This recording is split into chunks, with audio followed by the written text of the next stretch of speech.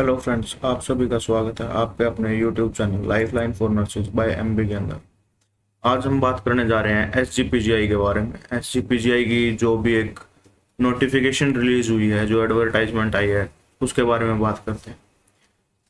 जो सबसे पहले बात करेंगे एसजीपीजीआई में कौन से फॉर्म आए हैं। तो बात करते हैं एसजीपीजीआई के फॉर्म्स के बारे में। सबसे पहले जो पोस्ट है वो है नर्सिंग ऑफिसर की पोस्ट।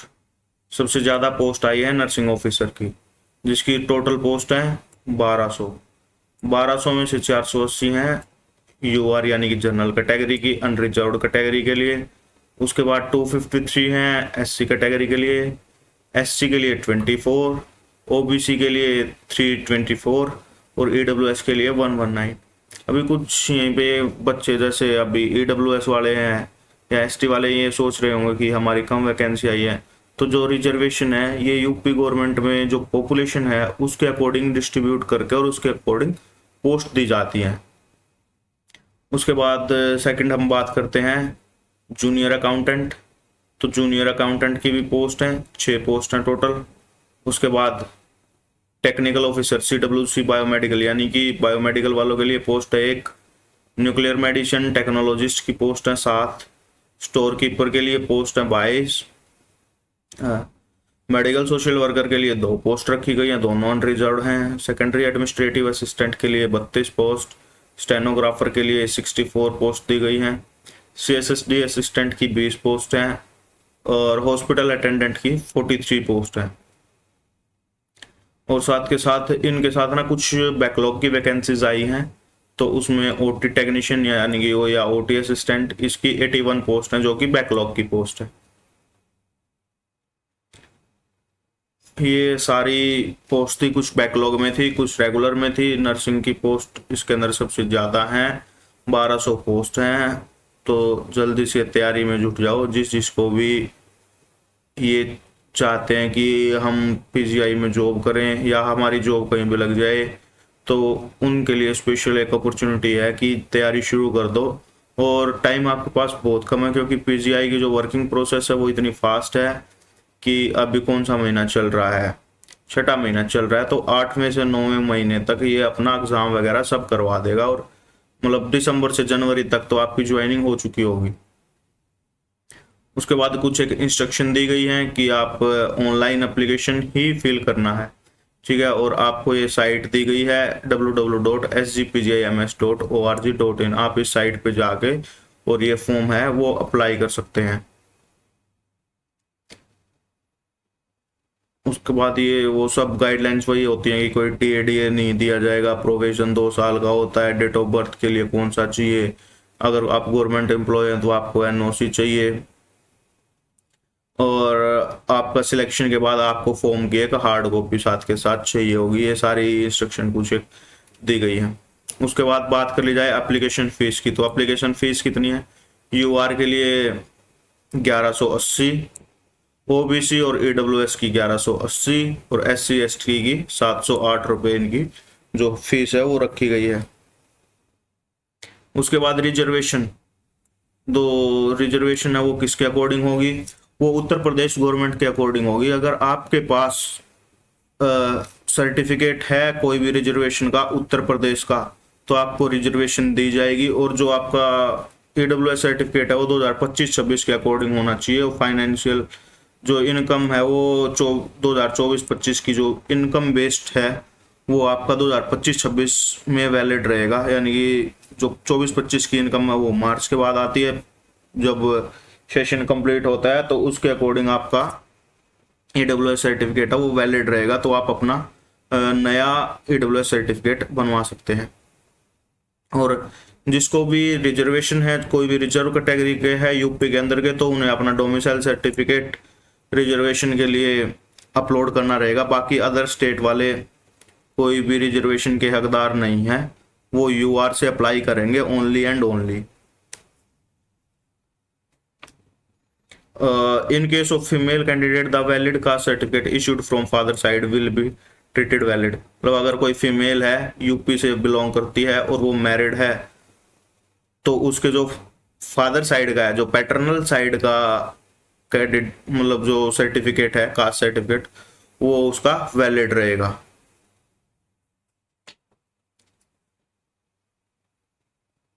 उसके बाद रिजर्वेशन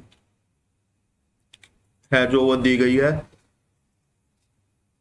वर्टिकल रिजर्वेशन एससी की 21%, एसटी की 2%, ओबीसी 27%, ईडब्ल्यूएस 10%। ये सारी कुछ ये फ्रीडम फाइटर्स के डिपेंडेंट्स के लिए 2% पोस्ट अलग से रखी गई है, एक सर्विसमैन की 5% पोस्ट अलग से है, और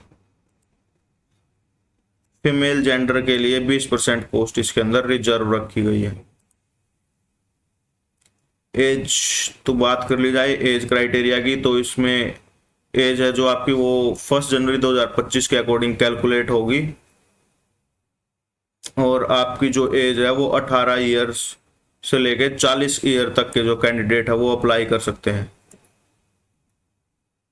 18 से 40 साल तक के, ये उन कैंडिडेट्स के लिए बहुत अच्छी खबर है जिनका जो मतलब गवर्नमेंट के इच्छुक थे लेकिन उनका किसी रीजन वश अब तक पेपर नहीं हो पाया है, और जिनकी एज 30 से अबव हो चुकी है तो वो एसजीपीजीआई के अंदर है वो अप्लाई कर सकते हैं, क्योंकि इसकी मैक्सिमम एज है वो 40 ईयर्स है।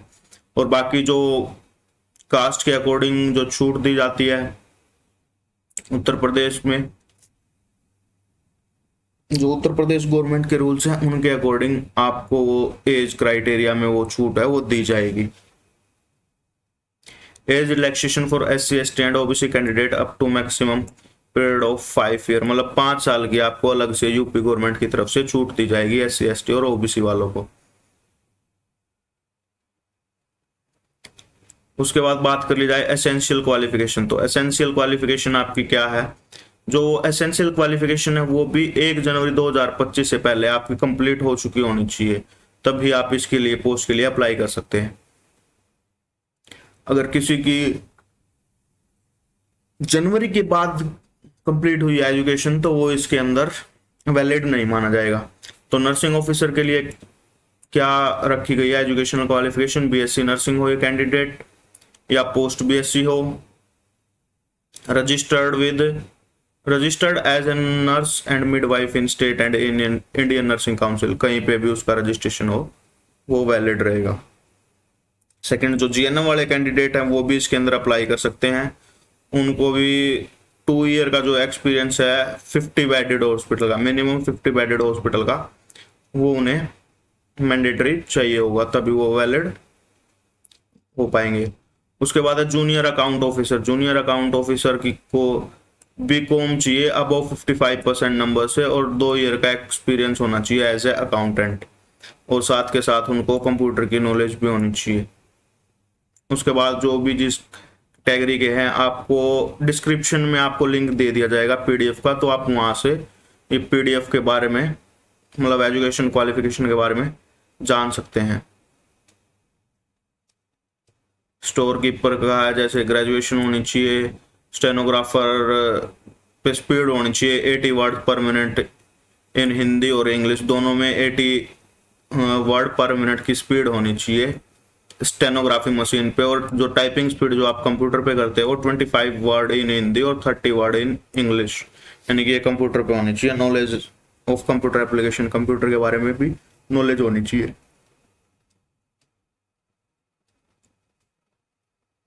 बात करते हैं हॉस्पिटल अटेंडेंट की, तो जो 10th पास कैंडिडेट है वो इसके लिए अप्लाई कर सकते हैं, having worked in a civil और मिलिट्री हॉस्पिटल और इन नर्सिंग होम और मेडिकल प्रैक्टिशनर, मतलब आपने कहीं पे भी काम किया हो आप वहाँ का एक्सपीरियंस इसके अंदर डाल सकते हैं।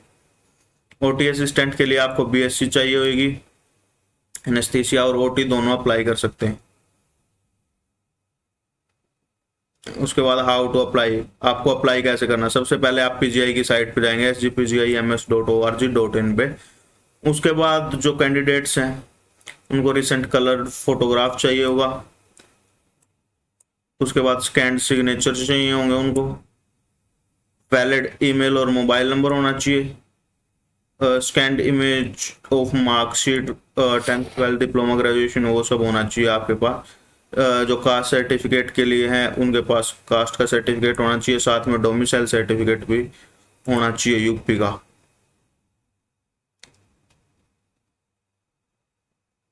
उसके बाद कुछ ये स्टेप्स दे रखे हैं, वो आप फॉर्म फिल करोगे तो देख लेना।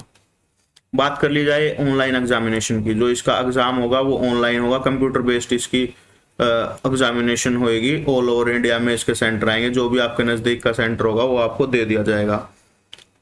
SGPCI ये जो कैंसिल एग्जामिनेशन सेंटर कैंसिल करने का, सिटी और ऐड करने का, वो सिर्फ अपने पास ही रखता है। ये एडमिनिस्ट्रेटिव जो डिपार्टमेंट है वो किसी भी टाइम अपने हिसाब से चेंज कर सकता है।